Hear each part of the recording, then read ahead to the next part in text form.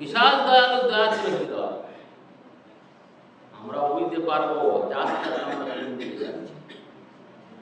ইমাম সাহেবদের বেতন দেওয়া হলো, ইমাম সাহেবরা পক্ষপাতমূলক ভাবে কিছু কথা বলেছেন, লোকে বলতে লাগলো ইমাম সাহেবরা চামচা, ইমাম সাহেবরা দালাল। কেন রে, তোরা নামাজ পড়বি, নামাজ পড়াবি, আল্লাহ সওয়াব দেবেন, তোরা ওই যে দালাল হতে যাবি কেন? তার অন্তত ওইটা বন্ধ করে দিলে দালাল হওয়াটা মানে বন্ধ হয়ে যায়, যেন সে দালাল না হতে পারে, তার নাম ভালো থাকবে ইমাম। ইমাম দালাল হতে যাবে। কিন্তু আমাদের যদি বলে 5,000 করে দেবো, আর বলতে হবে লাভই পড়বো, চল বাবা 5,000 করে ইমাম সাহেবের দিচ্ছে। ইমাম সাহেব যারা হয় তাদের সহজে ছেড়ে দেওয়া যায় না। যদি ইমাম সাহেব বেদাতি হয়, যদি ইমাম সাহেব দাড়ি ছাঁটা হয়, যদি ইমাম সাহেব ঠিক মতো নামাজ না পড়ে, তবুও সেই ইমামের ছাড়তে পারবে না। কিন্তু ও টাকাটা তোমরা দিচ্ছ না, ও টাকাটা সরকার দেয়। অর্থ কি দাঁড়ালো? মুসলমান সমাজটা একেবারে রসাতলে পৌঁছে যাবে যে তোমরা কিছু বলতে পারবে না ইমামের টাকা দিলাম। সব তো লেখালেখি আছে, কমিটি তারা তো স্বীকৃতি দিতেছে, হ্যাঁ ইমাম এটা দেওয়া হোক। তারা জমি বন্ধক দিয়েছে সরকারের কাছে, এই যে বন্ধক দিচ্ছে আপনি এটাকে দিন। আজ আমরা দেখতে পাবো হয়তো ওদের ভবিষ্যতে সরকার যেভাবে আমাদের বিভিন্ন ওয়াক্ফ সম্পদগুলো যেভাবে দখল করে নিচ্ছে বা খুব সুকৌশলে সেগুলো আমাদের কাছ থেকে নিচ্ছে, একসময় দেখা যাবে যে আমাদের মাসুল নিতে হবে।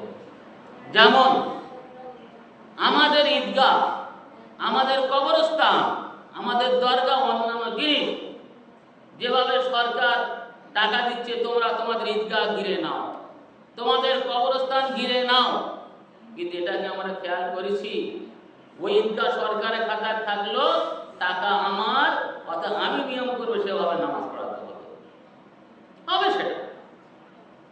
পূজা হবে, তুমি নামাজ পড়াবে, তা হতে পারে না। আগে পূজা হোক, তারপর তোমার নামাজ, তোমার নামাজের আওয়াজ হবে, আজান আওয়াজ হবে, ওটা হবে না। অনুরূপ ভাবে সরকারের প্ল্যান, যে সমস্ত কবরস্থান আছে এই কবরে কর বসানো হবে। কবর দিতে গেলে সরকারের কাছে দরখাস্ত করতে হবে অফিসে, তারা সেখান থেকে অনুমোদন করলে তারপরে তুমি নিয়ে একটা জায়গায় দেখি যে এখানটা কবর করলে এই কর তার টাকা দিতে হবে। ভূমি আমার, মাটি ফেলেছি আমরা কবর দেবো, আবার তার কাছে অনুমতি নিতে হবে। তার মানে আমরা আগে তার কাছে গোলাম হয়ে আছি, বন্ধক দিছি আমরা আগে, হুজুর আপনি যা করবেন তাই। কেন আমরা করতে যাবো না? আজকের আমাদের যে ওয়াকফের ব্যাপার আছে, ওয়াকফের ব্যাপার আমাদের খুব ভাবতে হবে, খুব ভাবতে হবে। বর্তমানে কেউ কিন্তু মুখ খুলতে চাচ্ছে না, আর পাচ্ছে না মুখ খুলতে। কেন? তার কারণ আছে। যে মুখ খুলবে, মিশা আইন ছিল একবার, মিশা আইন, তারপরে হলো পোটো, পোকা, এসব আইন এসেছিল। যে কথা বলবে তার ধরে সঙ্গে সঙ্গে অ্যারেস্ট করলে বন্দি করে, যেন কথা না বলতে পারে। ওয়াক্ফ সম্পদ যেভাবে আমাদের কাছ থেকে কেড়ে নিচ্ছে, মুসলমানদের চিন্তা করতে হবে যে আমরা ন্যায়সঙ্গতভাবে আন্দোলন আমরা করব, করে আমরা আমাদের সম্পদ উচিত এটা আমাদের। কিন্তু দেখা যাবে যে তার আগে তারাও কিন্তু সামনে দাঁড়াবে, তুমি আন্দোলন করতে পারবে।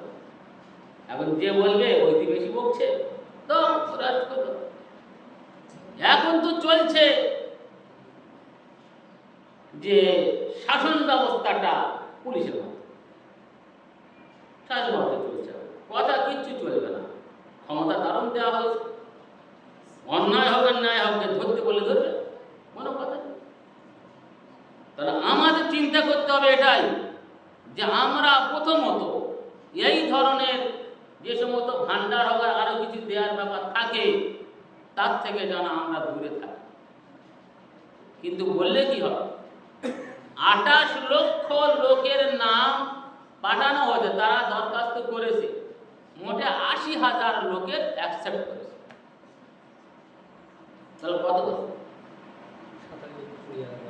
28 লক্ষ লোক দরখাস্ত করেছে, মোটে 80,000 লোকেরটা গ্রহণ করা হয়েছে। সবাই আশায় বসে আছি শিখে ছিঁড়ে পড়বে, আমিও খাবো, এটা আমাদের আশা। তাদের তো একটা চিন্তা আছে যে এদের তো ভালো আমি বেঁচে ফেলেছি, যাবে কোথায়, আমার দিকে আসতে হবে। মুসলমান যদি এই চিন্তা থেকে বের হতে চায়, মুসলমান যদি মনে করে যে আমি রুজুইলাল্লাহ করব, আল্লাহর দিকে ঝুঁকে যাব, আমার চিন্তা আমার ধ্যান ধারণা সব কিন্তু আল্লাহর কাছে আমি অভিযোগ করব, তাহলে মুসলমানদের কিছু কাজ করা দরকার। মুসলমান কিন্তু সে কাজগুলো করে না, এরা আল্লাহর কাছে এরা যায় না, আল্লাহর কাছে এরা ইবাদত করতে যায় না। তাহলে এরা করেটা কি? করেটা এটাই যে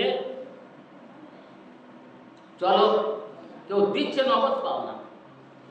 যদি কোনো লোকের টেনশন আসে, চিন্তা দুঃখ, সে রোগের কারণে হোক, শোকের কারণে হোক, অভাবের কারণে হোক, যে কারণে হোক, শত্রুতার কারণে হোক, যদি এই রকম কিছু জিনিস আসে, সবর করতে হবে। আর একটা দোয়া আছে, প্রত্যেক দিন ফজরের ফরজ নামাজ পড়ার পরে মাথায় হাত রেখে 3 বার দোয়াটা পড়তে হবে। আসক্ত করতে পারলে ভালো।